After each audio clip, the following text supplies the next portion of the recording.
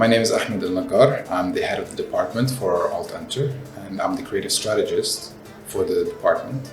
So the brief was to create screen content for the award ceremony of MEES 2023.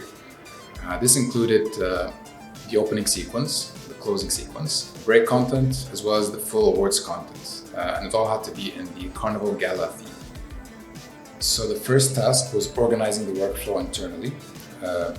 We were doing mood boards, storyboards, and stage visualizations all simultaneously. During this process, our creatives would recap twice a week and to make that content accommodate the stage design and the theme and to make sure everything is aligned. After that, after completion of the first stage, we had 3D designers creating the virtual world where the content would live. And Ventus developers would program and design all of the cues for the show. While the content was being developed, we created some data spreadsheets, we organized the content folders to be fetched within the Ventus software, and we started populating the cues in our Ventus Director playlist. The next step was our testing process, and finally we had our polishing stage where we would amplify and we optimized the content visuals. After that, we were ready to run the show, and our Ventus operator ran the rehearsal, and then ultimately we ran the show. So one of the exciting features we created was the use of seamless transitions. This is a new way of running stage content for shows and presentations. It involves using a virtual camera to transition between different spaces in the virtual environment rather than transitioning the video and sequences. So normally in shows, people have crossfades, have different kinds of transitions. But in our case, in this show, we used camera transition in a real virtual space to transition between scene to make it kind of a workflow that is seamless as a cinematic. Another feature I enjoyed was the live audio to paint feature in our opening sequence. We used something called 3D Touch Simulator to simulate the painting on the screen and the controlling factor would be the actual audio waves. So we fine-tuned the different data levels of the audio spectrum to create different effects based on the different sounds. Basically, we didn't create the content for this opening sequence. We merely programmed the software to paint it for us. So our concept was to create a real-time show where the transitions would be seamless, and between the different cues, we would have zero time lag. Our main challenge was to make that content of the award look different every time a new category would appear. And inspired by the Carnival theme of celebration, we made a very vibrant 3D city in the background, and the camera transition would display the nominees on the rooftop of an unidentified building just to give the audience kind of a sense of wonder. And after the display of the nominees on the rooftop, the camera would transition down and you would see the facade of the building, you would see all the details of the building until you reach the entrance of the building, and you would see a red carpet rollout that would kind of be the awards place.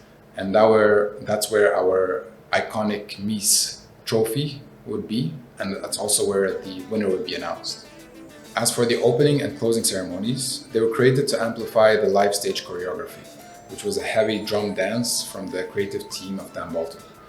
For the opening, we used, as I explained, the Ventus to simulate the live paint effect using the audio itself, which created its own self-generated carnival art across the whole LED walls. So we received 3 types of data to integrate to the show. We received text, images, and audio. For the audio, we used a spreadsheet to perfectly time and pre-program the reveal of each nominee in the sequence by simply setting trigger points and the timings per category. So this made the triggers automated, and it eliminated any chance of mistiming cues by the show operator. So that's how we kind of used the data into our show. As for the remaining data, since this was fully done in real time, we didn't need to go through the process of rendering on each change, or last minute changes didn't take a long time. All we had to do was simply a matter of updating a few entries in the Ventus Director playlist, and to update the final content, it was very quick and very easy. So our workflow is a little bit heavier in the pre-production to make sure all possible changes are easily met. But during the live stage, live part of the show is actually quite quick and quite easy to change the data. I personally love the initial creative process where every member of the team contributes and conceptualizes This stage is basically where we have all the freedom and we all discover new ideas and we put them together, and it's the part of the show that motivates you to create it and make it as close as possible to reach what you want. So this was actually my favorite part, the conceptualization stage.